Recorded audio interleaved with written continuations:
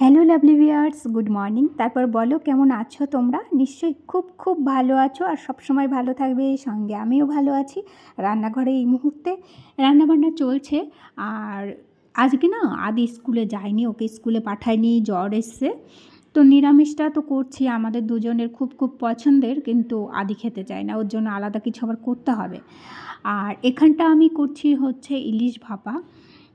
এটা আমি জাস্ট সর্ষে বাটা, লঙ্কা বাটা আর দই নিয়ে নিয়েছি, আর সঙ্গে হলুদ, লবণ আর কাঁচা সরষের তেল। এটা টিফিন বক্সের মধ্যে দিয়ে করব।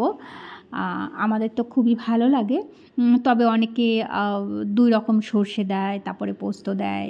জানি না দই আদৌ দাও কি না, আমি দিই, আমার কাছে খুব ভাল লাগে। তো যাই হোক, আমি এইভাবে টিফিন ক্যারির মধ্যে ভরে কড়াইয়ের মধ্যে দিয়ে ঢাকনাটাকেও ঢেকে দিয়েছি। ঠিক আমি এইভাবে করছি। আমার একটা ব্যাপার হয়, সেটা হলো সর্ষে যখনই আমি বাটি না প্রচণ্ড ঝাঁঝ হয়ে যায়। এবার ভাপাটায়ও একটু ঝাঁঝ হয়ে গেছিলো, যদিও কর্তাবাবু খুব একটা খারাপ কিছু বলেনি, বললো ভালো লেগেছে। তো যাই হোক, আর আমি এখনও পর্যন্ত খেয়ে দেখিনি। আমি তো একবারে স্নান করে পুজো করে তারপরে খাবো। আর এটা আমি আমার সমস্যা বললাম, কেন কি সবার সর্ষে নাকি তিতো হয়ে যায়, আমার কখনো পর্যন্ত তিতো হয়নি। ঝাঁঝ তো প্রচুর ঝাঁঝ হয়ে যায়। এটা আমার মায়েরও ওরকম হতো। সর্ষে মায়ের হাতে কখনো তিতো হতো না। সর্ষে বাটা সর্ষে প্রচণ্ড মায়েরও ঝাঁঝ হয় আর টেস্টি হয়। আর শুধু শিলনোড়াতে বেটে নয়, অনেক সময় যে কিনা ডাস্ট পাওয়া যায়, সেটাও আমার কাছে ঝাঁঝ হয়, মানে পুরোটাই ঝাঁঝ হয়ে যায়, তিতো বলে কিছু হয় না। তো যাই হোক, আর এখানে চা খেতে খেতে না জামাকাপড়গুলো ভাঁজ করছিলাম।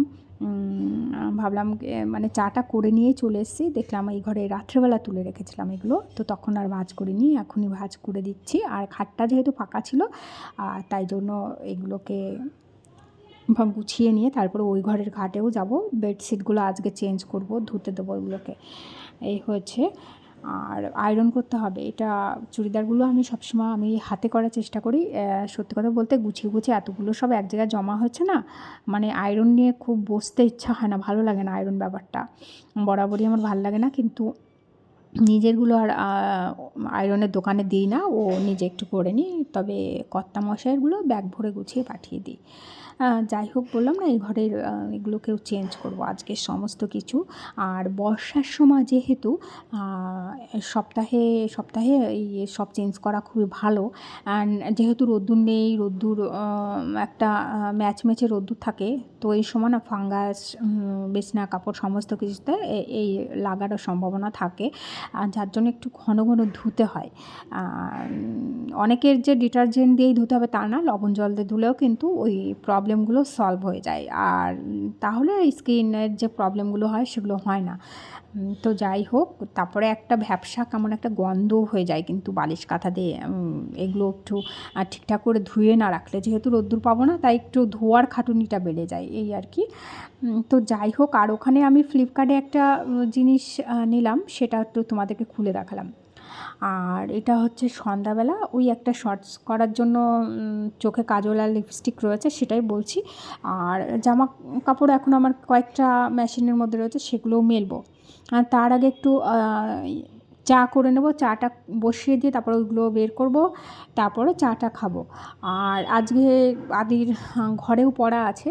তো যেটা বলছিলাম যে ফ্লিপকার্ট থেকে যে একটা জিনিস আমি পারচেস করেছি, ব্যাপারটা একটু কেমন কেমন হয়ে গেল জানো। একটা লিপ বাম পারচেস করেছিলাম, খুলে দেখি ওটা ঘুরিয়ে ঘুরিয়ে তো ওপর দিকে উঠে আসে বামটা, কিন্তু দেখলাম যে এক জায়গা চুপচাপ মানে স্থির হয়ে রয়েছে, সেটা আর নট নড়ন চড়ন। তো আঙুল দিয়ে চাপলে আবার দেখলাম কেমন একটা ভেঙে টাইপের গেল, খুব বাজে হলো ব্যাপারটা আমার কাছে। এখন ওই আঙুল দিয়ে তুলে তুলে আবার লিপসে নিতে হবে, খুব যার জন্য স্টিকটা আমি অর্ডার করলাম। যাই হোক, খুব বাজে হয়ে গেল ব্যাপারটা। আর এখানে আমি বললাম না যে এগুলো বিকেলবেলা এই সন্ধ্যাবেলায় নাড়বো, কাজটা দিয়েছিলাম, অনেক সময় তো নাড়িনি, আর নাড়লেই হলো একটা সময়, তাই জন্য এখন বের করছি। আর সবসময় মেশিনের ওই মুখটাতে একটু জলটা সোক করে রাখতে হয়, তাই জন্য ওটা দিয়ে একটু মোছামুছি করছিলাম, সেটা তোমরা দেখতে পেলে, আর আগের ভিডিওগুলোতেও দেখেছো। আর এখানে আমি বিস্কিট বের করতে বসে গেছি চা খাওয়ার জন্য। আর তোমাদের সবাইকে বলছি, আমার ভিডিও যদি ভালো লেগে থাকে তাহলে প্লিজ লাইক, শেয়ার, কমেন্ট এবং সাবস্ক্রাইব করে আমার পাশে থেকো। যে বন্ধুরা এতদিন পর্যন্ত আমার পাশে রয়েছো, আমাকে সাপোর্ট করছো, আমাকে আমার ভিডিওগুলো দেখছো, সমস্ত বন্ধুদেরকে আমার তরফ থেকে অনেক অনেক ধন্যবাদ। আর একটা কথা বলি যে ভিডিওগুলো দেখার পর একটা লাইক কিন্তু অবশ্যই দিও। অনেকে হয়তো বা ভুলে যাচ্ছ কি না জানি না, অনেকে দিচ্ছ না। তো যাই হোক, আর এখানে বলছিলাম যে ড্রয়িংটা আমার রয়েছে অর্ধেক করা রয়েছে, তো সেটা আমি করছি না। আর এই যে বালিশের কভারগুলো যে ধুয়ে দিয়েছিলাম সেগুলোই আবার তুলে এনেছি, শুকিয়ে গেছে। তো টিভিটা দেখছি, ড্রয়িংটা করলে কিন্তু আমার হয়ে যেত। সেটাই বলছি যে বসে বসে যখন সময় থাকে না তখন মনে হয় যেন একটু সময় পেলাম না ড্রয়িং করতে, মনের মধ্যে একটা অস্থির হয় যে দূর একটুও সময় পাচ্ছি না। আবার এখন আমি বেশি না হোক আমি 30 মিনিট সময় পেয়েছি, অহেতু টিভিটা চলছে আমার, তাই খুব একটা যে ভালো করে দেখছি তাও নয়, কিন্তু ওই চলছে আর কি। তাই বলছি যে টিভি ড্রয়িংটা করলে খুব ভালো হতো, অহেতু টিভিটা দেখছি। আর বসবো, তবে একটু পারলেও আজকে করে রাখবো। আর ও বাবা এখনও পর্যন্ত ঢোকেনি, আর আদি একটু পড়তে বসেছে, কারণ কি 2 দিন ধরে স্কুল অফ, তারপরে পড়াশোনাও অফ। তো ওকে এটা আবার তুলতে হবে। একটু বাজারে বেরিয়েছিলাম, হ্যাঁ একটু দরকার ছিল। আর এর মধ্যে কিন্তু আদিকে রেখে গেছি, ওকে সঙ্গে নিইনি, কেন কি ও তো স্যার ঢুকবে, পড়বে, তো ওকে ওই জন্য নিইনি। বললাম তুই একটু থাক, আমার একটুখানি কাজ আছে, তো দিয়েই চলে আসবো। আবার এসে তারপরে বলছিলাম না কাভারগুলো শুকিয়ে গেছে যেহেতু এগুলোই ভরে দিচ্ছি। আর এই কাভারগুলো না আমার অনেকগুলো, অ্যাকচুয়ালি এটা অনলাইনে কিনেছিলাম, অনেকগুলো ছিল, প্রায় 10টা মতো একই সেম জিনিস। তো বেশি করে কিনেছিলাম, যার জন্য সবসময় ধুতে দিয়ে চেঞ্জ করলেও মনে হয় যেন একই কাভার পরিয়ে রেখেছি। তো যাই হোক, আর এটা খুব ইজি ধুতে আর খুব কমফোর্টেবল, একদম পিওর কটন না, একটু মিক্সিং রয়েছে। তো আজকের ভিডিও এই পর্যন্ত, সবাই খুব ভালো থেকো, টাটা।